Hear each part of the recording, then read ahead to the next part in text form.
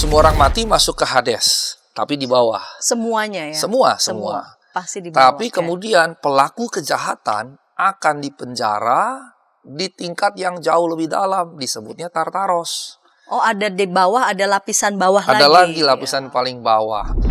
Terus dia ngambil panasnya dari neraka, yang berarti neraka nggak pernah redup gitu, panas segala macamnya begitu ya. Jadi itu tadi, jadi kayak ditaruh nuansa kekal di dalamnya.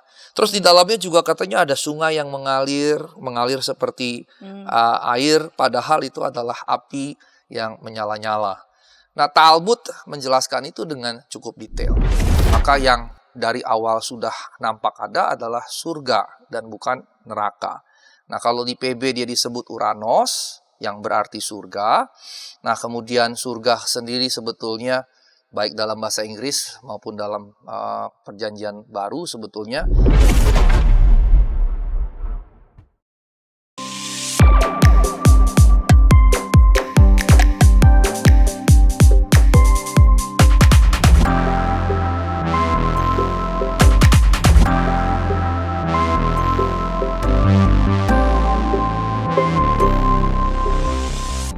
Sahabat TKB, kita jumpa kembali dalam program Warteg RI, Warung Teologi dan Refleksi Iman. Saya sebagai pemandu percakapan Pendeta Santiani Manurung.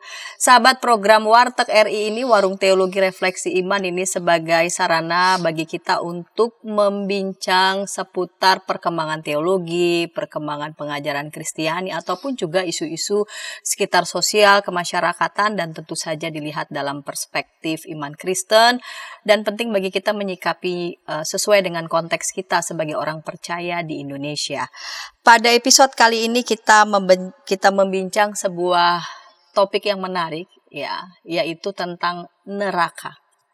Tentang neraka, sahabat mulai mempersiapkan tentang neraka. Apa menarik yang kita perbincangkan ini ya tentang neraka di episode kali ini. Neraka, wujud keadilan Allah, dan narasumber yang akan membimbing kita untuk memperbincangkan tentang neraka, wujud keadilan Allah telah hadir di studio. Saya mau sapa dulu, yaitu Bapak Pendeta Asigor P. Sitanggang THD. Salam jumpa kembali Bapak Pendeta Asigor. Salam jumpa Ibu Pendeta Santi. Iya, sahabat semua yang menyaksikan program ini biasa melihat Pak Pendeta Asigor ini khusus di program Ngulik Alkitab.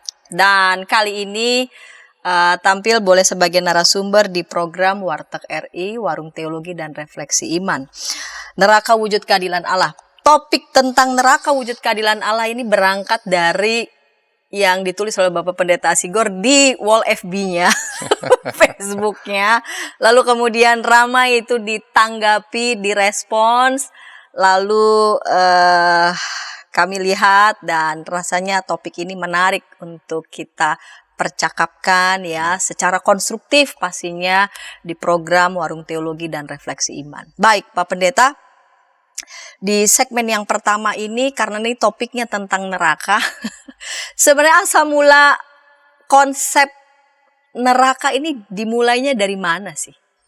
Ya, baik. Nah, sebelum kita ke situ kita perlu bahas dulu kematian. Karena kan orang ke surga atau ke neraka setelah mati kan begitu ya, bukan pada saat dia hidup. Walaupun saat hidup bisa saja hidup ini jadi surga, bisa juga jadi neraka kan begitu ya. Nah, karenanya kita perlu tahu konsep kematian itu seperti apa. Ada banyak pemahaman tentang itu. Kalau kita mulai misalnya dengan agama Yahudi, Yudaisme, di PL sebetulnya kematian banyak sekali, dan kisah-kisah kematian itu diceritakan kalau manusia hidup, mati, kemudian masuklah ke dunia orang mati. Nah, di beberapa teks tersebut, misalnya di Mazmur begitu ya, digambarkan setelah mati ada kehidupan yang berlanjut. Nah, seperti apa atau enggak bagaimana? Misalnya istilah dunia orang mati atau Sheol kadang-kadang dipahami sebagai sebuah kelanjutan gitu, kelanjutan kehidupan setelah kematian. Salah satu buku yang menarik tentang ini adalah misalnya dalam seri Judaism in Late Antiquity, judulnya Death, Life After Death, Resurrection and the World to Come in Judaisms of Antiquity. Ini tulisan kompilasi yang bicara tentang itu. Jadi percakapannya sebetulnya percakapan akademik begitu ya, bukan sekedar lihat Alkitab terus oh ini ada, bukan begitu. Ini percakapan akademik yang memang bagi para pakar beberapa teks itu merujuk ke sana begitu, pakar biblika tentu ya. Nah, dalam tulisan-tulisan rabbinik seperti yang nampak dalam keyakinan orang-orang Farisi pada zaman Yesus, di mana mereka mempercayai kebangkitan orang-orang mati, maka menunjukkan kehidupan nggak selesai pada saat kematian. Pasca kematian masih berlanjut begitu. Nah, berlanjutnya seperti apa? Orang-orang beragam. Tapi paling tidak sudah ada semacam di PL sendiri sudah ada percikan-percikannya gitu, walaupun tidak terlalu banyak. Nah, kalau kita lihat misalnya saudara kita di Katolik misalnya, Katolik bahkan lebih kuat sekali gitu ya, lebih kuat ketika dia bicara tentang kehidupan pasca kematian. Ada banyak rujukan yang bisa dikutip, tapi intinya kurang lebih seperti itu. Lalu ketika kita ke pemikiran Barat, Platonik gitu ya, atau Platonisme dan Western Thought begitu, sebetulnya pandangan tentang keabadian itu mendominasi pemikiran Barat dan Kristen. Mengapa? Kristus mati itu untuk apa? Menebus kita kan. Nah, kita yang ditebus itu dalam kerangka berpikir seperti apa? Ya tentunya kehidupan kekal atau keabadian tadi begitu. Nah, tetapi kemudian pakar-pakar teolog melihat, oh ini sebetulnya pemikiran Barat dan Kristen ini nuansanya Platonis, yang berarti ada pemahaman bahwa ada keterpisahan atau perbedaan yang kuat antara roh dengan tubuh. Kalau pemikirannya dia trikotomi ya roh jiwa tubuh, tapi kalau pemikirannya dikotomi ya yang rohani dengan yang jasmani. Nah, pemikirannya adalah yang rohani itu, roh itu pada dirinya kekal. Pada dirinya kekal artinya roh itu tidak akan mati sama sekali, tidak akan hilang, tidak akan lenyap, tapi pada dirinya sendiri begitu. Nah, kemudian akibat dari situ, karena toh manusia pada saat tertentu di puncak hidupnya akan mati, yang berarti tubuh tidak kekal. Nah, dengan pemahaman tadi yang pertama roh jiwa kekal, sementara tubuh semua kita pasti mati, maka berarti kalau gitu ini lebih tinggi dari ini. Karena sifat pada dirinya sendiri, pada dirinya sendiri tubuh kita pasti mati, degradatif, lama-lama mati. Tapi bagi Platonisme, roh dan jiwanya tidak gitu. Nah, karenanya kalau kayak gitu berpikir lebih jauh dong. Kalau roh jiwanya tidak mati, kemana? Maka dalam mitologi Yunani kuno, karena kita belajar Platonisme dan itu dari Plato gitu ya, dan Neoplatonisme pengembangan berikutnya, maka konsepnya berarti setelah dia mati, kalau roh jiwanya kekal, berarti ada kehidupan pasca kematian. Maka dalam mitologi Yunani ada misalnya Hades. Hades itu sebetulnya dewa. Dewa dalam mitologi Yunani kuno, di mana Zeus jadi kepala dewa, Godhead begitu, atau Supreme God-nya dia, terus dia punya di bawah-bawahnya antara lain misalnya Poseidon yang menguasai laut begitu, dewa laut. Kemudian Poseidon ini sebetulnya abang dari Zeus. Kemudian dia punya adik Hades. Nah, waktu sebelum Zeus jadi kepala dewa, maka bapaknya nih yang jadi dewa kan, dari Chaos, Uranos, Kronos baru Zeus. Nah, Kronos ini kemudian mau dibunuh sama mereka bertiga. Mereka bertiga kong kali kong gitu bunuh bapaknya. Nah, setelah bunuh siapa yang gantiin? Mereka buang undi. Buang undi. Yang menang gantiin bapaknya. Ternyata yang menang bukan anak pertama Poseidon, yang menang malah Zeus anak kedua. Maka Zeus lah yang gantiin posisi bapaknya. Poseidon dapat laut, Hades dapatnya dunia orang mati. Jadi istilah dunia orang mati, bahasa Ibraninya Sheol, bahasa Yunaninya digunakan Hades, sebetulnya juga nama dewa. Nama dewa yang menjadi tempat di mana orang mati masuk ke dalamnya. Karena konsekuensi tadi bahwa roh jiwa ini kekal pada dirinya sendiri, setelah dia mati kan berarti roh jiwanya tetap hidup. Lalu kemana gitu?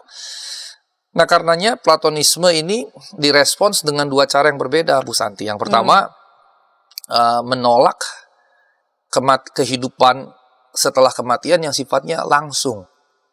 Tidak ada jeda. Artinya begitu dia mati langsung masuk dunia roh itu. Jadi tidak ada jeda. Tidak ada jeda. Ini respons yang pertama. Respons pertama artinya tidak ada kehidupan lagi. Tidak ada jeda, tidak ada langsung gitu. Jadi begitu dia mati, ya tidak ada kehidupan setelahnya, begitu.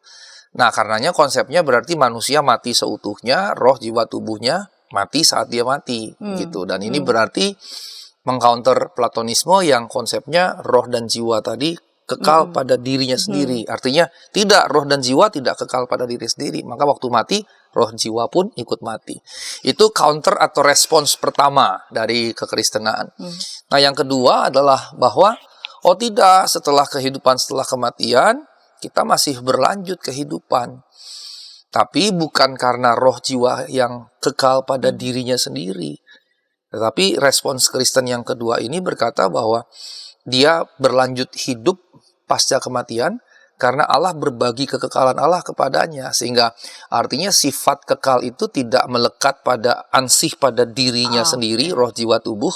Tapi Allah yang memang memberikannya. Dalam pengertian Allah yang menciptakannya, Allah yang mendesainnya, Allah yang menetapkan manusia seperti itu. Jadi kekekalannya sebetulnya bergantung pada Allah yang berbagi. Dan kalau dalam perspektif Kristen tentunya berbagi di dalam Kristus, begitu. Nah, karenanya kemudian dari situ yang lebih cocok untuk bicara Gehenna ya poin yang kedua, begitu. Karena kalau poin pertama lenyap ya tidak ada gitu. Adanya baru nanti kalau memang ada nanti. Nah, kemudian karenanya ketika kita lihat percakapan dalam Alkitab, maka Gehenna muncul di perjanjian baru, tapi di perjanjian lama dia tidak muncul bahwa kehidupan setelah kematian ada, tapi konsep tentang neraka di PL tidak ada. Yang menarik justru in between, yang kita sebut dengan intertestamental period, masa antar perjanjian. Jadi PL itu kira-kira abad keempat selesai penulisannya, PB baru mulai abad 1. Nah, 4 abad ini apa yang terjadi? Periode ini disebut intertestamental period. Nah, disinilah mulai berkembang pemikiran tentang Gehenna di masyarakat Yudaisme tadi, begitu. Nah, karenanya waktu Yesus menggunakan istilah Gehenna yang diterjemahkan neraka oleh LAI, Yesus bukan mengajarkan sesuatu yang baru pada dirinya sendiri, bukan orisinal dari Yesus gitu maksudnya. Ini bukan asli dari Yesus.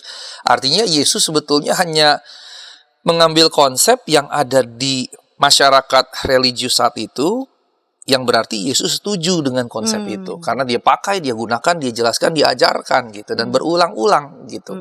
Nah, persoalannya adalah Gehenna ini muncul dari mana kan gitu. Kenapa tiba-tiba ada Gehenna? Nah, rupanya sejarahnya tuh panjang sekali, jauh ke belakang gitu ya. Kalau lihat situsnya, Gehenna sebetulnya nama tempat, nama daerah yang sebetulnya di luar Yerusalem, arah selatan, Yerusalem Israel di luarnya. Situ ada lembah. Nah, lembah nama Gehenna dari Gehinom, Ge itu artinya bukit, ya. Terus gunungnya itu Hinnom gitu ya. Kemudian dia ada di bukit di sini. Jadi dia bicara gunung terus ada perbukitan dari putra Hinnom karena ini ada katakanlah bangsawan yang beli gunung ini diberikan buat anaknya. Nah, itu dari istilahnya yang nanti saya akan jabarkan lebih jauh. Tapi sebelumnya Bu, saya mau ngobrol dulu mengenai dari mana sih asal mula konsep neraka selain di luar Alkitab. Rupanya dalam Yunani kuno, setelah saya mati, saya masih berlanjut hidup di alam di bawah. Kenapa di bawah? Karena kan kosmologinya bumi datar. Dunia di atas, dunia di tengah, dunia di bawah. Kosmologi bumi datar pasti 3 tier. Bawah, tengah, atas. Dan budaya kita kan memang rata-rata begitu. Budaya Batak Toba misalnya Banua Gijang, Banua Tonga, Banua Toru. Kan gitu. Dan ini hadir di semua budaya kita di Indonesia. Karenanya sebetulnya konsepsi berpikir kosmologisnya budaya-budaya kita itu bumi datar gitu. Nah, Yunani kuno juga ya wajar. Ribuan tahun yang lalu wajar kalau cara berpikirnya memang kosmologi bumi datar. Jadi orang mati, waktu dia mati gitu ya, dia masuk ke bawah, dunia di bawah. Kadang-kadang secara harfiah dipahami di bawah tanah gitu. Kenapa ke bawah?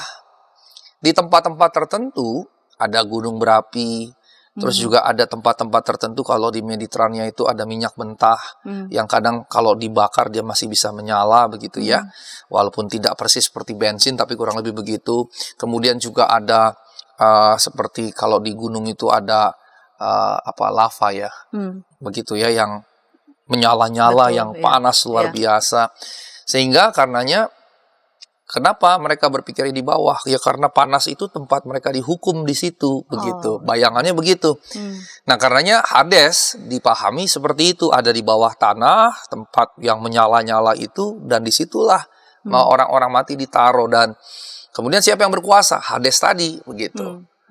Nah, kemudian yang menarik adalah sebetulnya mereka punya kayak jenjang, kayak level, tingkatan gitu. Semua orang mati masuk ke Hades. Tapi di bawah. Semuanya ya? Semua. Pasti di bawah. Tapi kemudian pelaku kejahatan akan dipenjara di tingkat yang jauh lebih dalam. Disebutnya Tartaros. Oh, ada di bawah, ada lapisan bawah lagi. Ada lagi lapisan paling bawah. Artinya gini, Hades berarti sebetulnya agak beda sedikit dengan neraka. Karena Hades bukan tempat orang dihukum, tapi tempat orang mati ngumpul, menunggu dihukum atau menunggu diberikan reward gitu. Gitu. Nah, ini mulai kuat sekali itu di awal di abad keempat sebelum Masehi. Alexander the Great itu menaklukkan banyak daerah, gitu ya, banyak daerah. Dan kemudian waktu dia menaklukkan Yudea misalnya, rupanya pemikiran Yunani kuno itu masuk ke dalam pemikiran agama Yahudi, termasuk juga konsep neraka. Dan kita tahu bukan cuma Yunani kuno sebetulnya, Romawi dan beberapa budaya lain, tapi karena Yunani yang budaya yang berkuasa, sekalipun Roma atau Romawi sudah mengambil alih, toh tetap budaya Yunani sampai sekitar abad keempat, kelima setelah Masehi begitu ya, atau Masehi, budaya Yunani, bahasa Yunani masih yang jauh lebih dominan. Nah, karena dia menjadi kerajaan yang berkuasa di banyak tempat di situ, bahkan isunya kan Alexander the Great ke India. Kemudian waktu di India dia ketemu dengan orang suci di India gitu. Terus ditanya mau kemana, mau begini-gini, kamu nggak boleh begitu, nggak bisa begitu, kamu disuruh balik. Terus rupanya perjumpaan dengan sang guru itu membawa insight. Betul, insight mencerahkan dia. Akhirnya dia balik, dia nggak jadi jajah India. Itu ada narasi dongeng seperti itu. Makanya ini jadi kayak quote-unquote kebanggaan teman-teman India gitu. Alexander the Great aja nggak bisa nembus kami kan gitu. Gitu. Nah, tapi pengaruhnya itu kuat sekali sampai ke Mediterania, ke Israel. Akhirnya konsep neraka pun akhirnya yang tadinya di PL tidak jelas, yang ada hanya kehidupan setelah kematian, mulailah masuk ke dalam Yudaisme sebelum Yesus, beberapa abad sebelum Yesus. Makanya kemudian ketika Injil mulai ditulis, ini sekitaran mulai ditulisnya itu mulai 60 atau 70 gitu. Maka di antara tahun-tahun itu 60-an ke 80 90 waktu Injil mulai ditulis, kemudian ada narasi misalnya Lazarus yang miskin dan orang kaya, yang mana Lazarusnya naik di pangkuan Abraham dan yang kaya itu disiksa begitu ya di api yang menyala-nyala. Sebetulnya Yesus sedang apa di situ? Sedang mengutip kepercayaan Yahudi tentang api yang menyala-nyala, api abadi atau Gehenna itu. Nah, kemudian juga di tempat lain dia juga menyebutkan penjahat-penjahat atau pelaku kejahatan akan diusir dari kerajaan Tuhan dan dimasukkan dalam tungku yang menyala-nyala. Dan ini menarik sebetulnya. Menariknya gini, karena semakin kita membahas tentang neraka, ada aspek yang selama ini kita nggak bahas sebetulnya ketika kita bicara keselamatan. Sebagai Protestan, kita meyakini keselamatan sepenuhnya anugerah tanpa perbuatan baik terlibat di dalamnya supaya kita dapat keselamatan, ya kan, sola gratia itu. Tapi kalau kita baca ajaran-ajaran Yesus, ternyata itu cuma salah satu sisi begitu. Sisi yang lain adalah justru kehidupan yang saleh. Kenapa? Karena orang yang jahat akan dihukum. Baik. Nanti kita akan respon, kita akan lihat lagi ya, follow up lagi di segmen yang kedua, bagaimana catatan Alkitab. Nanti Pak Pendeta karena memang dosen Biblika akan memberikan bukti-bukti di catatan Biblika, di catatan Alkitab, baik itu perjanjian lama maupun perjanjian baru, tentang neraka dan mengapa itu dengan sengaja begitu ya disebutkan apa yang menjadi tujuan. Kita akan ulas itu segmen kedua, namun sebelumnya kita dengarkan pesan-pesan berikut ini. Hai kiddos. Ku datang dan Inci, betul. Kodok lumpuh dan ayam buta.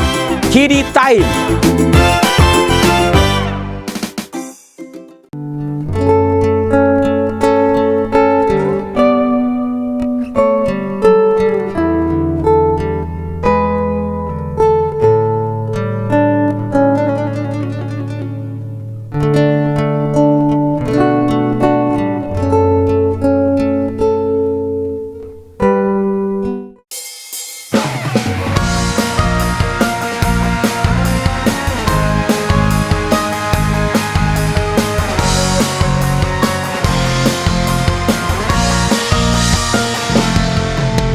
Hormat pada orang tua, menyayangi binatang, rajin ke sekolah minggu, selalu giat belajar, tidak membedakan orang, semua dijadikan sahabat, dipercaya oleh guru-guru di sekolah.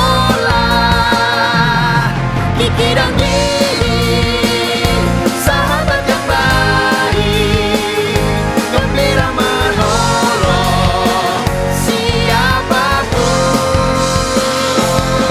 membela yang lemah, menegur yang salah. Kiki dan Didi, sahabat yang asyik. Shalom adik-adik. Hari ini Kepik berkeliling dari desa ke desa. Kepik pengen ke rumah Pak Tani. Coba, ada yang tahu nggak di rumah Pak Tani ada apa saja? Ayo coba tebak. Apa coba? Betul, ada sapi. Mo. Mereka sekarang rukun dan jalan bersama-sama pulang ke rumah Pak Tani. Kak Evelyn, tapi sebelum tidur aku mau dengar dongeng dulu. Katanya tadi sudah ngantuk. Pokoknya aku mau dengar dongeng dulu kakak. Jadi pangku nih. Kayak cerita ya, siap?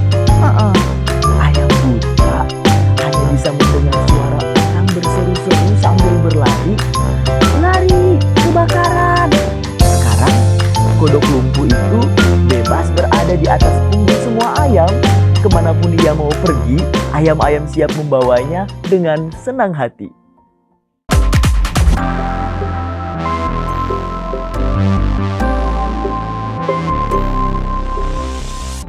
Sahabat senang masih bersama dengan kami dalam program Warteg RI, Warung Teologi dan Refleksi Iman. Pada episode kali ini kita membincang tentang neraka, wujud keadilan Allah. Kita memasuki segmen yang kedua. Saya mengajak sahabat dapat berinteraksi di kolom komentar yang sudah tersedia dengan narasumber Bapak Pendeta Asigor Pesitanggang THC. Baik Bapak Pendeta, kita lanjut di segmen yang kedua ini. Bapak Pendeta bisa melanjutkan nih penjelasan di ujung segmen yang pertama tentang Yesus menceritakan ya tentang perumpamaan Lazarus itu. Baik, terima kasih Ibu Pendeta Santi. Jadi Bapak yang terkasih, teman-teman semua, jadi Yesus mengutip ajaran kepercayaan Yahudi sebetulnya tentang Gehenna. Nah kemudian di situ ditegaskan di beberapa bagian, sebetulnya yang kemudian dilemparkan ke dalam tungku yang menyala-nyala, api yang menyala-nyala, begitu ya. Sebetulnya kebanyakan bicara tentang pelaku-pelaku kejahatan begitu, di mana kertak gigi segala macam. Kalau kita perhatikan fokus khusus pada ajaran Yesus, maka jelas sekali arahnya ke situ. Di mana yang jahat akan menderita kesedihan, keputusasaan, ada tangisan, kertak gigi segala macam. Mana kesedihan, putus asa, tangisan, kertak gigi, ini sebetulnya menggambarkan penyesalan tapi yang terlambat begitu ya. Artinya ada kesadaran yang baru muncul di situ setelah mengalami itu, tetapi sebelumnya dia berlaku jahat dan karenanya dihukum. Jadi kira-kira seperti itu. Nah, karenanya sekarang kita bahas dulu sedikit Gehinom atau yang jadi Gehenna kemudian terjemahkan neraka. Tadi saya katakan sebetulnya itu nama tempat, nama lembah. Nah, di Perjanjian Lama, misalnya di kitab Yeremia dan seterusnya, di situ dikisahkan bahwa orang-orang Israel sempat beralih percaya dari Yahweh kepada dewa-dewa lain, termasuk dewa Moloch. Dan kemudian ritus kepada dewa Moloch ini berbeda dengan ritus kepada Yahweh. Kalau ritus kepada Yahweh hanya mempersembahkan korban bakaran dari kambing, domba, sapi, dan lain-lain begitu ya, dan juga mungkin burung begitu. Kalau kepada dewa Moloch yang dipersembahkan bayi-bayi begitu, dibunuh, dibakar, dan seterusnya. Dan ini kan menyeramkan. Maka ketika terjadi reformasi begitu ya, reformasi di Perjanjian Lama gitu, misalnya Raja Yosia gitu ya, maka kemudian ada upaya kembali kepada Yudaisme, kembali kepada Taurat, kembali kepada Yahweh, maka ada upaya purifikasi. Bagian dari purifikasi itu, lembah ini kemudian yang menjadi pusat ritus penyembahan kepada dewa-dewa ini dikutuk begitu, dan wujud pengutukannya dijadikan tempat pembuangan sampah. Jadi ini seperti desakralisasi. Jadi sebelumnya kan orang-orang Yahudi, orang-orang Israel menganggap tempat itu sakral karena persembahan buat dewa-dewa, angker segala macam. Maka perlu didesakralisasi. Dan saya mengagumi cara berpikir yang mengubah tempat itu, desakralisasinya dengan dijadikan tempat pembuangan sampah gitu. Wah, itu kan ekstrim dari kanan ke kiri sekali, drastis sekali gitu. Tapi saya melihat ada kehebatan berpikir gitu, bagaimana supaya orang Yahudi tidak lagi menganggap tempat ini sakral, jadi tempat sampah. Nah, otomatis kalau jadi tempat sampah ada dua kan. Kalau sampah yang flammable ya dibakar, kayu segala macam ya. Kalau ada jubah yang rusak segala macam dibakar. Lalu bagaimana dengan sampah kedua, makanan? Ya dibiarkan proses pembusukan. Nah, sampah makanan busuk itu apa? Belatung. Makanya kemudian konsep neraka di dalam Alkitab yang Yesus ajarkan, kalau lihat Markus misalnya, digambarkan ada api yang menyala-nyala tapi ada belatung. Kan ini sebetulnya nggak kompatibel. Karena kan belatung pasti mati oleh api. Tapi kenapa Tuhan menggambarkan di situ ada api yang menyala-nyala dan tidak padam, kemudian ada belatung. Pertama, ini nggak kompatibel, belatung pasti kepanasan kena api ini, pasti mati. Terus sisi yang kedua, apinya nggak padam. Kenapa apinya nggak padam? Ya kan sampah dilempar terus ke dalam. Jadi bagi orang Israel saat itu, ini gampang sekali dimengerti gitu.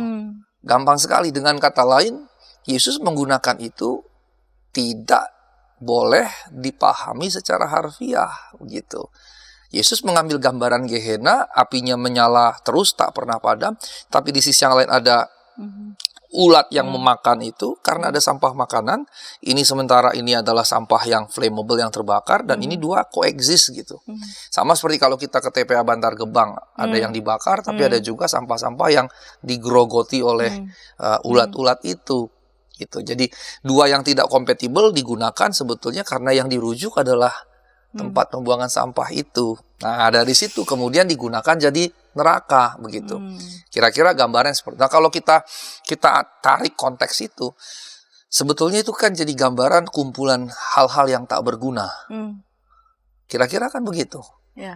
Nah, sekarang kalau saya ngebayangin secara agak liar dikit gitu ya. Kalau orang-orang tak berguna di seluruh dunia ini dikumpulkan, jadinya kayak apa coba? Jadi Bantar Gebang. Bantar Gebang menumpuk aja. Dan mungkin bisa saling menghancurkan. dan yang kadang-kadang saya berpikir ini yang seringkali tidak kita lihat, aspek-aspek yang sebetulnya ada tapi tidak direct. Nah, dalam tafsir Alkitab seharusnya kita juga melihat jangan saja yang direct tapi yang indirect tapi implied dalam teks gitu. Nah, saya ngebayangin kalau misalnya konsepsi begitu dan itu yang dilakukan, ngumpulin orang-orang yang tak berguna, orang-orang jahat dikumpul satu tempat. Wah, itu tempat menyeramkan betul gitu. Nah, karenanya dari situ bergeraklah pengembangan pengaruh dari Yunani ke dalam Yudaisme.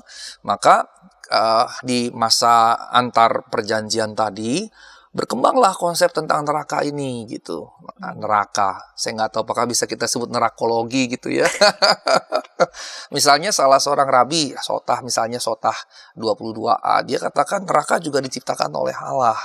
Ini konsep orang Yahudi saat itu. Kemudian dengan ngutip bahwa Allah menciptakan segala sesuatu baik, bahkan sangat baik, maka neraka pun sebetulnya baik begitu. Nah, pandangan tentang ini beragam juga ternyata. Sumber yang sama berkata neraka diciptakan di hari kedua. Nah, sumber-sumber yang lain bahkan bilang tidak, neraka sudah ada sebelum dunia diciptakan. Hanya tempatnya sudah ada dari sebelum dunia diciptakan, hanya apinya diciptakan pada hari kedua. Terus ada lagi yang berkata waktu Abraham duduk itu sedang membuat mezbah perjanjian sampai mulai matahari terbenam gelap gitu, terus tiba-tiba ada perapian yang berasap membakar. Ini penafsir Yahudi, salah satu rabi mereka berkata itu sebetulnya Gehenna yang dia lihat gitu, perapian yang menyala berasap gitu. Karena apa? Karena istilah api yang berasap atau api yang menyala-nyala itulah yang digunakan juga mengidentifikasi Gehenna begitu. Nah, karenanya kemudian orang-orang Yahudi mengembangkan pemikiran tentang neraka ini sampai ukurannya juga mulai mereka kembangkan situasi seperti apa, ukurannya seperti apa, kodrat neraka seperti apa. Situasinya yang cenderung terjadi mirip dengan yang ada dalam budaya Yunani Romawi kuno, ada juga dalam budaya Mediterania kuno, yaitu terutama bicara biasanya ke api. Begitu. Walaupun sebetulnya sebagai dosen biblika saya akan berkata itu sebetulnya simbolisme, bukan dalam pengertian api secara harfiah api gitu ya. Karena tekanannya sebetulnya pada tadi itu, yang di sana nanti akan merasakan kesedihan yang mendalam, keputusasaan, tangisan, kertak gigi, dan penyesalan yang betul-betul tapi yang tertunda begitu. Ini kurang lebih samalah dengan orang yang masuk penjara setelah diketok palu oleh hakim. Anda terkena hukuman, kita ekstrim saja, hukuman mati. Dan dia menanti hukuman mati di dalam penjara. Betapa menderitanya dia gitu, dan betapa menyesalinya dia akan, kenapa ya saya lakukan itu. Tapi nggak bisa lagi, nggak bisa di reverse atau backward lagi dan perbaiki di belakang. Nggak bisa lagi, dia sudah ada di titik yang tidak bisa kembali. Maka tinggallah di situ sedih, putus asa, tangis, kertak gigi, bahkan penyesalan yang mendalam. Gambarannya kurang lebih seperti itu. Karenanya kenapa judul kita adalah neraka adalah keadilan Allah, karena nuansa itu kuat sekali. Nah, kemudian karenanya saya katakan ini sebetulnya simbolisme. Mengapa simbolisme? Karena di Alkitab di bagian yang lain di Perjanjian Baru digambarkan bukan hanya api. Di bagian lain di Perjanjian Baru digambarkan juga sebagai palung. Palung. Seperti jurang dalam laut. Jurang dalam laut. Dan lucunya, palung paling dalam di dunia disebut Mariana. Itu dalamnya luar biasa. Dalamnya luar biasa dan manusia belum mampu mengeksplor titik terdalamnya. Nah, bayangkan dalam model palung yang seperti itu digambarkan juga sebagai neraka. Jadi paling tidak sudah ada dua gambaran. Pertama, ada tiga sebetulnya. Pertama api, kedua belatung yang menggigit, memakan tidak habis-habis, tidak berhenti-berhenti. Yang ketiga air. Sehingga kalau kita lihat di Alkitab PB saja sudah ada gambaran 3 model. Walaupun favoritnya api gitu ya. Karena yang paling dominan ini. Karena faktor pengaruh sekitar juga. Satu lagi, kalau kita keluar dari Alkitab, ada budaya di Eropa, terutama di Skandinavia, yang menggambarkan neraka bukan api, bukan panas, tapi es yang sangat dingin. Es yang sangat dingin. Waktu saya kuliah di Jerman, ada teman saya bilang, kamu tahu nggak, Asigor, di Skandinavia, neraka bukan api, tapi es yang dinginnya luar biasa. Mengapa? Ya mereka lebih kena ke kehidupan real mereka gitu, karena dingin yang paling jadi musuh, justru api jadi sahabat menghangatkan mereka begitu. Begitu. Jadi sebetulnya karenanya konsep neraka sangat terikat pada budaya di mana konsep itu bertumbuh gitu. Kalau di Skandinavia karena dinginnya luar biasa, yang bertumbuh adalah budaya dalam model mereka, yaitu dinginnya luar biasa dingin begitu. Nah, kalau kita lihat nih api, kemudian air, kemudian es. Mana yang paling cepat membuat kita mati dalam kehidupan di sini? Ibu boleh jawab nggak nih kira-kira nih Bingung. 3? Mana yang paling cepat membuat kita mati? Api, air, atau es? Mana ya? Api mungkin ya. Butuh Atau berapa air. butuh berapa jam kita dibakar sampai kita mati? Ibu Aduh, ingat gak zaman mesti di krematorium mesti nanya. Enggak, Ibu ingat gak zaman Pak SBY presiden sempat ada mahasiswa demo di depan di sana dan membakar dirinya. Dirinya. Dan berjam-jam dia nggak mati-mati. Tapi kemudian luka bakarnya 70%. Baru 1-2 hari kalau tidak salah meninggal. Luka bakarnya. Ya, karena 70% berarti organ di dalam juga udah terbakar. Tapi dia tidak otomatis langsung mati, dia butuh berjam-jam gitu. Kemudian itu api. Kemudian es. Kalau kita misalnya naik ke puncak gunung di Eropa atau di mana gitu, butuh waktu juga Iya, untuk kita mati betul. karena kedinginan. Dinginan. Yang paling cepat bikin kita mati itu air. Coba aja Ibu Gulung. berenang, nyelam ke dalam, tahan 3 menit. Kalau nggak tahan 3 menit, keluar kan? Tapi kalau kita nggak bisa keluar, ya dalam waktu 3 menit kita udah meninggal. Hmm. Gitu. Hanya persoalan kenapa api lebih favorit, karena lebih terasa sakitnya kan. Langsung, betul. Terasa sekali Iya. sakitnya, terasanya luar biasa gitu. Tapi kalau mana yang lebih cepat, sebetulnya air yang paling cepat. Tapi ketiga gambaran atau rendering ini sebetulnya intinya adalah bahwa ketiga aspek ini sama-sama mengerikan lah gitu, karena mendatangkan maut. Makanya gambaran neraka gambaran yang mengerikan itu gitu. Jadi dia tidak harus berarti bahwa ini harus api atau yang lain begitu. Nah, kemudian ketika bicara tempat, para pemimpin agama Yahudi, para rabi berkata bahwa misalnya dari buku Enoch misalnya, dia ada di dekat Yerusalem. Karena lembah Hinnom itu dekat Yerusalem, berarti di situ ada gerbang. Ada gerbang. Kemudian dikatakan juga di Sion juga ada, di Yerusalem juga ada. Terus ada dikembangkan lagi di buku yang lain. Ada 3 gerbang, satu di padang gurun, satu di laut, satu di Yerusalem. Terus kemudian ada berbagai macam lagi detailnya. Rupanya mereka senang sekali membangun detail-detail itu. Bahkan menurut salah satu pendapat di salah satu tulisan para rabi, itu di balik langit. Karena kan konsepnya mereka bumi datar tadi, maka cakrawala kan lempengan begini. Maka kalau begitu di balik langit, di balik sininya gitu. Di balik gunung-gunung yang gelap itulah lokasi neraka itu. Bahkan pernah ada satu pakar biblika sedang lakukan penelitian Alkitab di daerah padang gurun di sana.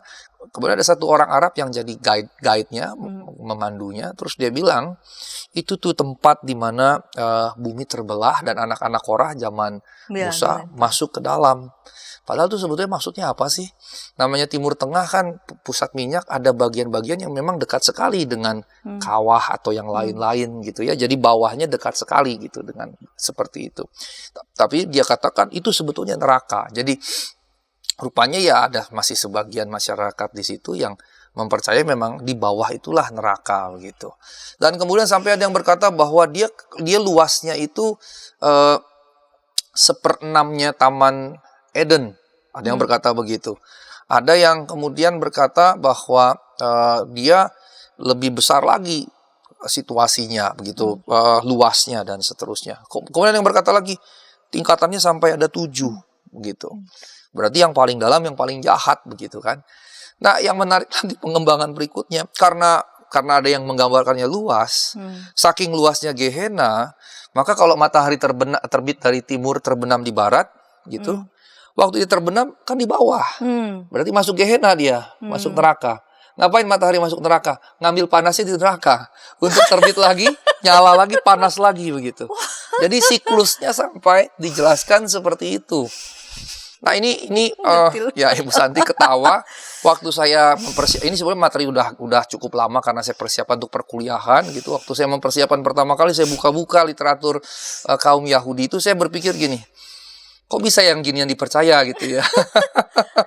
Tapi itulah sebetulnya upaya mereka untuk makin membuatnya ya sistematis, walaupun kita bisa menolak itu nggak sistematis, tapi mereka membangun makin versinya detail, mereka ya? makin lama makin detail. Ya. Bahkan kemudian matahari itu dalam 1 hari itu dia bisa redup. Terus dia ngambil panasnya dari neraka, yang berarti neraka nggak pernah redup gitu, panas segala macamnya begitu ya. Jadi itu tadi, jadi kayak ditaruh nuansa kekal di dalamnya. Terus di dalamnya juga katanya ada sungai yang mengalir seperti air, padahal itu adalah api yang menyala-nyala. Nah, Talmud menjelaskan itu dengan cukup detail.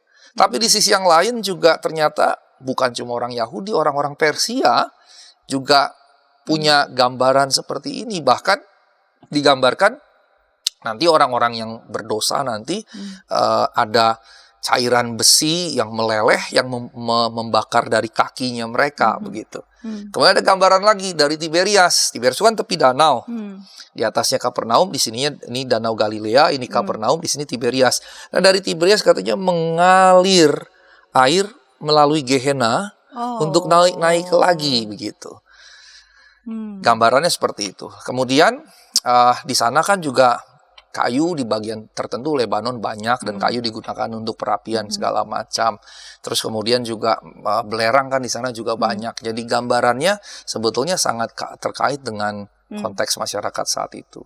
Nah, Yunani kemudian juga terus mengembangkan konsep nerakanya begitu. Konsep nerakanya dengan berbagai macam gambaran yang detail, tapi sebetulnya antara baik Yunani kemudian Ibrani, Yahudi kemudian Persia ada kesamaan-kesamaan yang bisa dibanding-bandingkan.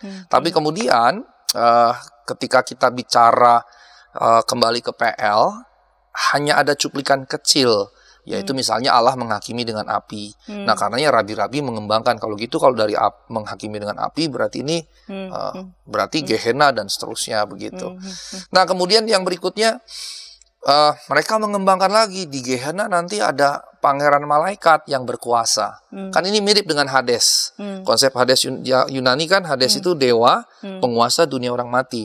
Nanti di Gehenna juga ada gitu, ada pangeran malaikat yang berkuasa begitu. Penguasa di situ. Penguasa di situ begitu. Yang biasanya kalau dalam narasi Kristen modern ini biasanya disematkan ke Lucifer lah, ke iblis lah dan seterusnya. Bahkan kemudian dikatakan neraka ini seperti orang yang kelaparan.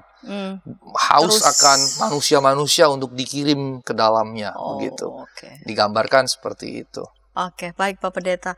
Kita akan lanjut di segmen ketiga. Kita akan melihat, walaupun Pak Pendeta juga tadi sudah memberikan ya beberapa catatan dalam Alkitab, namun juga bisa dikaitkan dengan bagaimana di konteks Indonesia. Kita sadar ada beberapa, kita tinggal di berbagai macam daerah, suku, selain memang dia orang beriman, tetapi juga kisah-kisah lokal di mana kisah juga tentang neraka itu hidup gitu ya, di warisan-warisan budaya kita. Kita akan ulas segmen ketiga, namun sebelumnya kita dengarkan pesan-pesan berikut ini. Hai Kiddos. Ku datang dan Inci, betul. Kodok lumpuh dan ayam buta. Kidi Time.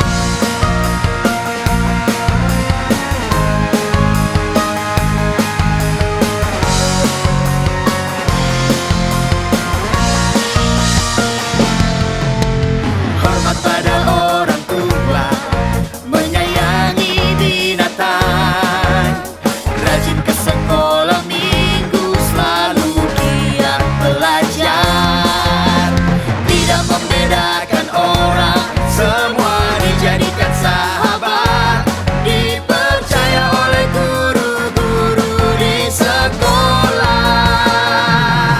Kiki dan Didi, sahabat yang baik, gembira menolong siapapun,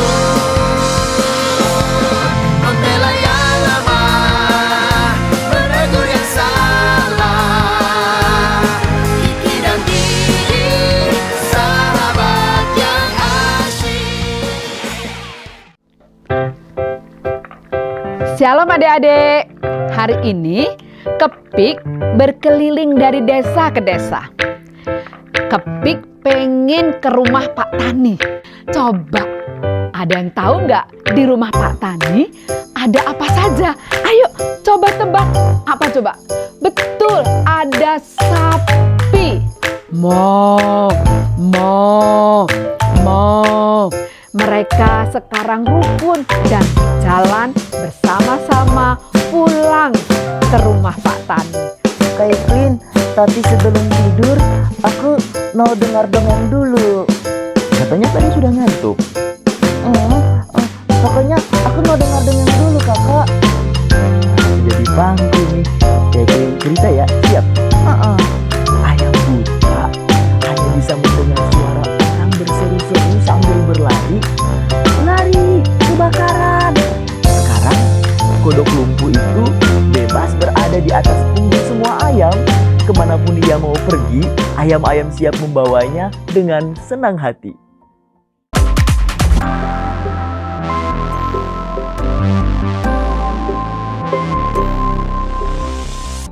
Sahabat Senang masih bersama dengan kami dalam Warteg RI, Warung Teologi dan Refleksi Iman. Pada episode kali ini kita membincang tentang neraka, wujud keadilan. Allah, kita memasuki segmen yang ketiga, segmen penutup. Saya kembali bersama dengan Pendeta Asigor Pesitanggang. Pak Pendeta, mari lanjut di segmen yang ketiga.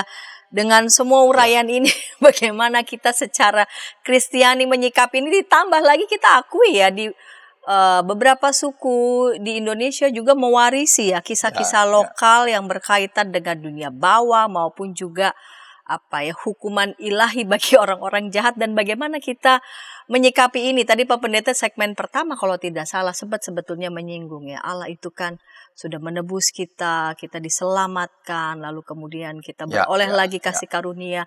Lagi bagaimana kita membangun gambaran itu semua Pak Pendeta. Baik, terima kasih Ibu Pendeta Santi. Sebetulnya saya juga mau sedikit menyinggung bagaimana orang Yahudi memahami ini. Kalau kita kan sangat memberikan penekanan keselamatan anugerah, kita terima cuma-cuma, karenanya ada sola gratia, kita terima dengan iman jadi sola fide, begitu kan. Itu sebetulnya penyederhanaan dari teologi yang kompleks dari kaum Protestan, dari para reformator. Tapi ujung dari situ adalah kesalehan tidak punya tempat dalam konteks keselamatan gitu ya. Kalaupun kita taruh di dalamnya, maka kesalehan adalah buah dari keselamatan.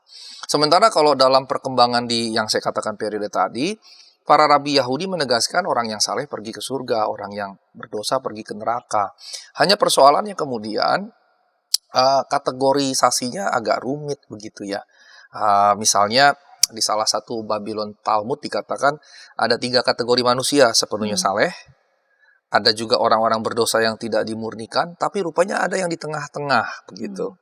Nah ini kan repot kalau sampai ada ini sepenuhnya saleh gitu ya, kemudian orang berdosa yang tidak dimurnikan, terus ada yang di tengah-tengah, lalu ngaturnya gimana begitu.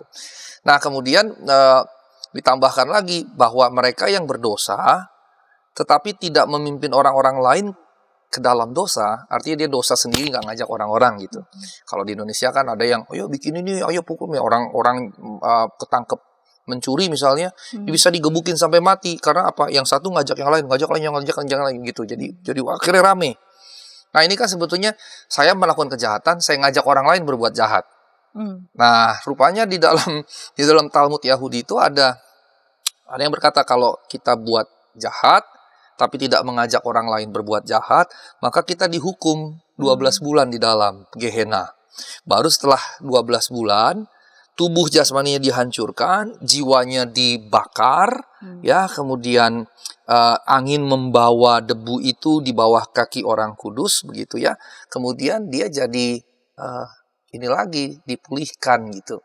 Agak mirip dengan api penyucian, tapi bukan api penyucian, tapi neraka temporer, kira-kira begitu gambarannya. Itu salah satu gambaran yang ada. Nah, sebaliknya kemudian orang-orang Yahudi yang berdosa, kalau mengaku dosa, tidak masuk dalam Gehenna. Jadi kalau dia udah berbuat jahat, dia tidak akan masuk. Dan ini kan ada aspek dualisme gitu. Bagi mereka yang berdosa akan dihukum. Kalau dia nggak bikin orang lain berdosa, dihukumnya 12 bulan. Tapi kalau bikin yang lain berdosa ya bisa lama, bisa permanen. Tapi anehnya untuk orang Yahudi kalau minta ampun nggak akan dihukum gitu. Nah kemudian yang berikutnya ini juga menarik. Di salah satu Talmud yang lainnya dikatakan kalau bidat, bidat dalam perspektif Yahudi kan kita bidat ya. Ya. Berarti kita masuk di dalamnya. Karena kan mereka menulis Yahudi ya, perspektif Yahudi, para penyanyi bilang bidat akan masuk. Lah kita kan menurut mereka bidat gitu. Jadi kita akan masuk ke dalam gitu. Makanya kadang-kadang kalau lucu juga kalau lihat orang Kristen yang ngerasa udah pemilik surga gitu, Ya. terus langsung kemudian menghakimi baik sesamanya tuh yang lain, kamu bakalan masuk neraka. Padahal dalam perspektif Yahudi kita yang masuk ke dalam. Nah, kemudian selain bidat, penindas Romawi. Nah, di sini kan mulai aspek politiknya. Penindas-penindas Romawi, penjajah-penjajah, prajuritnya, pasukannya, pemimpinnya yang menjajah bangsa Israel pergi ke Gehenna. Ini dituliskan dalam kitab mereka dan ada tentunya terjemahan Yunaninya. Persia juga yang menjadi penindas mereka di Babel juga begitu. Bahkan dalam bayangan teologis mereka pun Nebukadnezar turun ke dalam neraka. Tapi anehnya ini dagelan, dan jadi saya suka nih sama orang Yahudi ketika berteologi pun dagelan tetap ada. Dagelannya begini. Dia bilang orang-orang penindas Romawi masuk neraka, penindas dari Babel, Babilonia masuk neraka. Nebukadnezar kalau masuk neraka, orang-orang di neraka takut. Kenapa? Takut neraka dikuasai lagi sama Nebukadnezar gitu. Dia takut Nebukadnezar justru akan menguasai neraka dan memerintah semua orang di dalam neraka. Bikin empire di neraka. Ini kan guyonan yang ini guyonan yang luar biasa disematkan di dalam itu, tapi juga kritik tajam sebetulnya. Kritik tajam kepada orang-orang Romawi khususnya penguasanya, kritik tajam kepada orang-orang Babel khususnya penguasa. Artinya begini, sebegitu jahatnya Nebukadnezar sampai orang-orang jahat masuk neraka pun takut sama Nebukadnezar, akan menjadi penguasa yang jahat di dunia yang dimana orang-orang jahat ya, dihukum gitu. Ini kan sebetulnya menunjukkan pertama kekejaman Nebukadnezar dalam perspektif mereka yang tertindas, tapi di sisi yang lain juga ini kritik sebetulnya. Jadi ketika kita tidak bisa direct mengkritik seseorang penguasa, sebetulnya ini menunjukkan ada medium-medium lain loh yang kita bisa gunakan untuk mengkritik begitu. Nah, yang ketiga, selain kritik tapi juga warning sebetulnya. Warning. Kenapa? Karena bagi orang Yahudi dan masyarakat Mediterania kehadiran neraka ini real, mereka memberi warning, kamu kalau terus jahat, kamu ke situ. Bahkan ketika kamu tetap jahat sejahat itu, bahkan orang-orang yang lain yang jahat pun akan menolak kamu. Nah, kalau dia ditolak di neraka, tempatnya di mana lagi kan begitu. Jadi ini tiga konsep tadi ya yang saya ceritakan tadi dibungkus sedemikian rupa yang menurut saya menarik gitu. Nah, jadi sebetulnya Bu Santi waktu awal kita bicara ini kan kita pikir mungkin juga udah wah ini serem banget. Padahal ternyata di dalamnya ada banyak yang sifatnya dagelan yang lucu begitu. Nah, kemudian di kitab Henokh balik lagi nih kayak tadi ada penghakiman kepada orang-orang kafir, tapi di sini ada definisi terkait dengan perbuatan-perbuatan yang buruk. Nah, kemudian ternyata di bagian yang lain lagi ada yang membaginya, kalau tadi 7 tingkatan ada lagi 3 kelas, ada 3 kelas begitu. Ada 3 kelas, misalnya yang khusus berzina, ada yang mempermalukan orang-orang lain, tapi ada juga yang melakukan kejahatan, pencurian, perampokan segala macam. Jadi dibagi 3 tindakan. Tampaknya perzinahan lebih ke asusila gitu ya. Begitu. Kalau mempermalukan saudara lebih ke relasi sesama, baru yang satunya kejahatan begitu, murni, kejahatan murni. Nah, kemudian dijelaskan lagi orang saleh di surga bahagia, dan bahagianya orang saleh di surga bikin orang di neraka tambah marah begitu. Nah, ini gambaran yang menarik begitu. Nah, kemudian tadi saya sudah sampaikan, Bu Santi juga sudah sampaikan, kita akan bicara ke Alkitab. Nah, sekarang secara ringkas saya akan bicara bagaimana sih Alkitab melihatnya. Yang pertama ada istilah Sheol. Sheol itu dunia orang mati, dan tadi dikatakan dia ada di bawah, konsepnya di bawah tanah.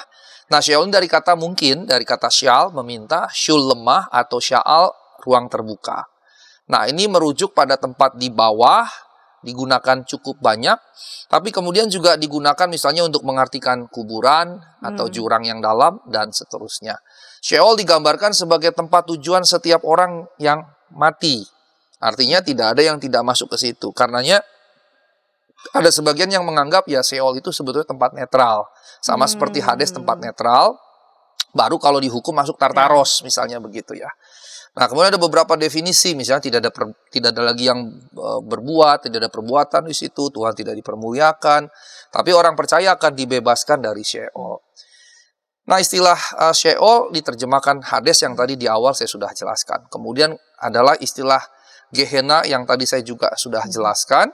Dan kemudian ada istilah Tartaros di 2 Petrus 2 ayat 4. Ini dasar laut paling dalam atau palung tadi, yang kalau di dalam narasi mereka, ini adalah tempat dewa-dewa yang memberontak kepada Zeus dan yang lain-lain dan dihukum. Tapi kemudian ini diambil alih sebagai tempat yang paling dalam untuk menghukum, ini kesannya secara tidak langsung untuk tindak kejahatan yang berat begitu. Selain itu ada juga istilah abusos, abyss begitu ya, jurang maut. Yang dimana nanti iblis dilempar ke situ. Kalau kita lihat istilah abusos dan kita lihat juga istilah Tartaros, sebetulnya desainnya terutama adalah untuk setan-setan, iblis-iblis, dan roh-roh jahat itu sebetulnya. Desainnya sebetulnya untuk itu, kalau lihat gambaran seperti itu. Nah, kemudian kalau kita balik ke Sheol, kita lihat bahwa Sheol adalah tempat di mana tubuh kita ditaruh. Jadi karenanya ada yang berkata itu sebetulnya kuburan, cemetery gitu ya, graveyard. Jadi bukan dunia orang mati di mana orang masih hidup. Jadi ada dua pemikiran tentang itu. Artinya kita bisa berkata itu adalah tempat di mana orang mati masih hidup, atau juga sekedar berkata itu cemetery. Dua-duanya dalam tafsir muncul. Tetapi setelah itu tidak dijelaskan lagi itu apa dunia orang mati, ngapain, dan seterusnya.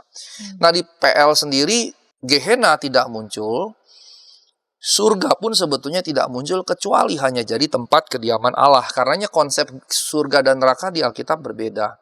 Surga itu melekat pada keberadaan eksistensi Allah. Sehingga dengan kata lain, surga kekal, tapi bukan pada dirinya sendiri kekal, melainkan terikat pada kekekalan Allah. Karena surga adalah tempat kediaman Allah, Allah adalah kekal, otomatis surga juga menjadi kekal. Artinya dia mengikuti eksistensi Allah. Jadi bukan terutama kitanya gitu. Jadi bahwa kemudian misalnya kita meyakini kita mati masuk surga, itu sebetulnya ekornya, bukan yang pada dirinya sendiri begitu. Sehingga ketika kita berkata surga adalah eternal, ya karena God is eternal gitu. Bukan bahwa surga pada dirinya sendiri eternal. Nah, konsep ini juga perlu kita perhatikan. Mengapa? Kalau kita pisahkan surga dari Allah, seakan-akan ini dua hal yang terpisah betul, maka yang kekal bukan cuma Allah, tapi surga. Dan ini secara logis tidak tepat gitu. Karena selain Allah ada yang kekal. Sementara dalam teologi Kristen, dalam Alkitab juga tidak ada yang kekal selain Allah. Karenanya kekekalan dia melekat ke sini. Nah, neraka kebalikan. Neraka tidak kekal pada dirinya sendiri, bahkan neraka tidak dilekatkan kepada Allah begitu. Itu pembeda, sehingga ketika kita bicara surga dan neraka, dia tidak sebanding. Dia tidak sama sekali sebanding begitu. Nah, kemudian kalau kita bicara kedua aspek ini, maka yang dari awal sudah nampak ada adalah surga dan bukan neraka. Nah, kalau di PB dia disebut Uranos, yang berarti surga. Nah, kemudian surga sendiri sebetulnya baik dalam bahasa Inggris maupun dalam perjanjian baru sebetulnya dibagi ke dalam 3 kategori. Sky, space, baru heaven, kan begitu ya.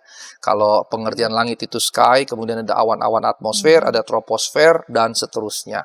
Sampai misalnya di salah satu buku dikatakan yang masuk dalam kategori sky itu sebetulnya sampai 6 mil atau 10 km ke atas, misalnya begitu. Baru kemudian setelah itu space atau ruang angkasa, baru kemudian heaven. Dan karenanya bahasa Indonesia atau bahasa Inggris ada kecenderungan membedakan terjemahan. Misalnya waktu Yesus dibaptis, langit terbuka, terus ada suara dari surga. Keduanya langit dan surga sebetulnya Uranos. Hanya LAI satu menerjemahkan langit, satu lagi surga. Padahal istilahnya sama, karena ada tiga tingkatan tadi. Tapi dalam bahasa Yunani sebetulnya istilahnya tetap sama, Uranos. Hanya konsepnya 3 jenjang tadi. Dalam bahasa Jerman juga hanya Himmel, hanya satu kata. Yang menarik, Inggris lah yang punya 3 kata untuk itu. Nah, kemudian kalau kita lihat di dalam teks-teks Alkitab, tidak ada rujukan dalam perjanjian lama ada orang mati masuk surga. Perjanjian Lamanya berkata orang mati masuk dunia orang mati sudah. Neraka tidak, surga juga tidak. Tidak ada kecuali satu Elia. Itu pun Elia tidak mati, tapi terangkat begitu. Dan karenanya jadi mengerti mengapa ada eksepsi itu, pengecualian itu begitu. Nah, kemudian kalau kita lihat di Perjanjian Lama tadi saya katakan surga tidak ada dalam pengertian hanya tempat kediaman Allah, tidak dikatakan manusia mati masuk surga. Neraka apalagi? PL tidak punya konsep neraka begitu. Nah, kalau kita lihat di Perjanjian Baru, maka ini menjadi berubah. Nah, saya taruh penjabaran tentang Perjanjian Baru di akhir karena memang pengaruh Perjanjian Baru adalah terutama masa antara ini. Dari tulisan-tulisan rabi-rabi Yahudi yang banyak dipengaruhi oleh baik Persia, Babilonia, Mediterania maupun terutama Yunani yang memengaruhi. Sehingga 4-5 abad ini perkembangannya sedemikian pesat. Nah, waktu Yesus hadir, Yesus tinggal mengambil alih ini begitu. Misalnya istilah surga itu munculnya sangat banyak sekali. 178 kali dan kadang-kadang disebut kerajaan Basileia Tuteu. Persoalannya adalah Basileia ini dipahami sebagai kingdom, teritorial, atau kingship, otoritarial gitu. Bicara kekuasaan gitu. Bukan bicara wilayah geografis begitu. Nah, yang menarik adalah bahwa ketika kerajaan surga digunakan, maka dia mencakup surga dan bumi. Dan ini menarik sebetulnya, ada konsistensi penggunaan istilah Basileia Tuteu yang merujuk semuanya, surga, bumi. Sementara kalau surga to ya di sana gitu. Itu menurut saya konsistensi penggunaan yang memang menarik untuk membedakannya gitu ya. Nah, surga sekali lagi diulangi di dalam Perjanjian Baru tempat spesifik di mana Allah berada. Dan Tuhan sendiri misalnya Matius 28 ayat 18 menyandingkan sekaligus memberikan warna yang berbeda antara bumi dan surga begitu. Doa Bapa kami jadilah kehendak-Mu di bumi seperti di surga juga menunjukkan ya ada dua hal begitu. Hanya kemudian ide besar Tuhan Yesus adalah yang di bumi ini sebetulnya harus kemudian kalau quote unquote dikuasai surga itu sehingga bumi laksana surga begitu. Jadi bukan buminya yang ditarik ke surga, tapi surganya yang dihadirkan di bumi begitu. Itu konsep yang juga secara konsisten hadir. Jadi walaupun Tuhan pada satu sisi menghadirkan dua-duanya ada gitu, Tuhan menegaskan dua-duanya ada, tapi konsep yang berikutnya dia begini, begitu. Bukan kemudian bumi yang menguasai ini atau yang betul-betul terpisah jauh sama sekali, begitu. Nah, kemudian ada banyak detail yang bisa kita sampaikan di situ, tapi kemudian kalau kita lihat beberapa perumpamaan yang ada, ini menjadi menarik karena bagaimana dia menyandingkannya. Kalau di bagian-bagian tadi saya jelaskan surga disandingkan dengan bumi, tapi tidak hanya itu sebetulnya. Di bagian-bagian yang lain Tuhan menyandingkan surga dengan neraka begitu. Di bagian yang lain Tuhan menyandingkan surga, neraka dan bumi begitu. Misalnya di Lukas 16 ayat 19 sampai 31. Gambaran itu jelas bahwa orang mati berlanjut dalam kehidupan. Orang kaya masuk api neraka, api yang menyala-nyala dan tak terseberangi. Nah, ini kita nggak boleh salah nih, karena kalau kita salah kita bisa jadi anti orang kaya. Ya, kita bisa jadi sosialis bahkan komunis gitu. Oh, ini kita harus lawan orang kaya. Bukan. Mengapa dia dihukum? Sebetulnya karena zalim, bukan karena dia kaya. Di mana letak kezalimannya? Persis di samping rumahnya ada orang miskin yang hampir mati dan akan mati, dia nggak peduli. Yang dia peduli pesta pora dengan sesama kelas. Jadi ada apa? Ada keterpisahan, ada jurang pemisah antar kelas. Ini kelas berada, ini kelas di bawah, kelas miskin, dan dia nggak peduli. Jadi dia menjaga betul jurang itu. Yang menyedihkan justru menyedihkan quote-unquote sebetulnya relieving, tapi menyedihkan anjing yang datang jilatin dia beri ketenangan. Itu kan sebenarnya tragis gitu. Tuannya nggak peduli, anjingnya justru peduli. Ketika luka segala macam dijilat memberikan sedikit kenyamanan, itu menunjukkan dalam konteks tertentu. Ini kalau kita bawa refleksi teologis ya. Dalam konteks tertentu, dalam konteks kejahatan tertentu, anjing jadi jauh lebih baik daripada kita manusia gitu. Dan ini seruan itu. Nah, jadi dengan kata lain, dia dihukum bukan karena dia kaya, tapi dia justru melakukan membangun jurang pemisah kaya dan miskin itu, dia menjadi zalim. Padahal orang ini butuh ini. Zaman dulu belum ada panti jompo, belum ada panti asuhan, belum ada rumah sakit, belum ada dinas sosial, belum ada itu semua. Lalu kalau gitu orang-orang buta saja misalnya, akan otomatis nggak bisa cari uang. Carinya dari mana? Ngemis. Lumpuh juga begitu. Orang-orang sakit keras juga begitu. Nah, karenanya mereka punya 3 tempat. Pasar, bait Allah, kemudian rumah-rumah orang kaya. Inilah 3 tempat yang pasti orang-orang seperti itu yang menjadi menjadi miskin, papa dan segala macam mencari bantuan. Artinya orang-orang kaya juga pada zaman itu tahu inilah tempatnya gitu, tapi dia nggak peduli. Dan itu kemudian Tuhan tunjukkan karena dia tidak peduli, dia berlaku tidak adil, karenanya dia dihukum. Sebaliknya Lazarus yang terzalimi masuk kehidupan kekal. Dan kemudian ada Abraham dalam kehidupan itu. Sehingga kemudian ada gambaran yang memikat di situ. Ada Abraham, yang menarik bukan Musa. Kenapa bukan Musa? Ini kan Yahudi. Kenapa justru Abraham? Konsep tentang Bapa segala bangsa, Bapa orang beriman itu sebetulnya yang mau disampaikan. Nah, kemudian ada kehidupan yang tak terseberangi antara di sini dengan di sana. Nah, gambaran ini sebetulnya mau menunjukkan bahwa poin terpentingnya bukan tempat sebetulnya. Karena tempatnya kan desainnya kosmologisnya bumi datar. Abraham dengan Lazarus di atas, terus jauh di bawah si orang kaya yang zalim itu. Ini kan kosmologi bumi datar. Artinya tempat ini sebetulnya relatif terikat dari cara berpikir kosmologi saat itu. Karenanya poin terpentingnya bukan surga di mana sih, neraka di mana sih, bukan. Tapi poin terpentingnya adalah bahwa orang-orang yang berlaku tidak adil dan selamat, sehat walafiat selama dia hidup dengan ketidakadilannya, dengan kezalimannya, dia tidak akan bebas. Dia boleh bebas di dunia ini, tapi di dunia akhir dia tidak bebas. Dia bisa bebas dari hukum dunia yang relatif ini, yang kadang bisa baik, kadang bisa justru membela yang jahat. Tapi ada hakim yang betul-betul adil, yang tidak akan membiarkan orang-orang yang berlaku jahat dan tidak adil bebas dari kejahatannya. Tapi sebaliknya, hakim yang adil ini, sang hakim agung yang adil ini akan menuntut keadilan atas orang ini.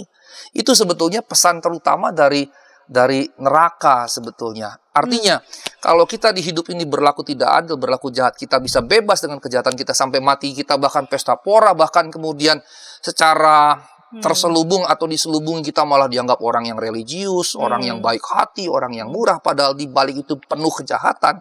Kita bisa bebas, tapi setelah itu ada Allah yang akan terang benderang menghakimi kita. Itu sebetulnya pesannya. Makanya saya katakan gini, surga itu absolut karena terikat pada Allah. Sementara neraka itu tidak absolut karena terikat pada kejahatan manusia dan pada keadilan Allah. Artinya apa? Artinya kalau kita bisa menegakkan keadilan di bumi ini seadil-adilnya, nggak butuh neraka. Nah, ini poinnya. Iya. Kalau kita bisa menegakkan keadilan seadil-adilnya di bumi ini, Allah nggak perlu lagi menjadi hakim. Karena hukum sudah ditegakkan dengan seadil-adilnya. Di mana gambaran paling sederhana Lazarus yang miskin dengan orang kaya itu gitu. Ketika ini begini. Makanya Roma 15 ayat 1, hendaklah orang kuat menanggung kelemahan orang yang tidak kuat. Kalau ini kan enggak gitu. Nah, karenanya sekali lagi neraka sebetulnya adalah wajah keadilan Allah. Ketidakadilan tidak mungkin bebas sebebas-bebasnya. Ketidakadilan kalau di bumi ini bebas, setelahnya akan ada hakim agung yang adil yang akan menegakkan keadilan atas orang-orang yang berlaku tidak adil dan korban-korbannya. Karena si Lazarus kan korban, sementara si orang kaya ini pelaku. Kira-kira seperti itu, Ibu Santi. Iya, jadi keberpihakan Allah sendiri ya kepada mereka yang memang menjadi korban ketidakadilan, dan bagaimana Allah harus menyatakan juga keadilannya begitu kepada orang-orang yang berulang-ulang melakukan ketidakadilan, kejahatan. Baik Pak Pendeta Sigor, terima kasih untuk uraian yang demikian mendalam di program Warteg RI ini tentang neraka, wujud keadilan Allah, dan sahabat dapat menyampaikan saran masukan kepada kami melalui nomor 0812 8188 9191. Kita jumpa di pekan yang akan datang dalam program Warteg RI di topik-topik yang lainnya. Sampai jumpa.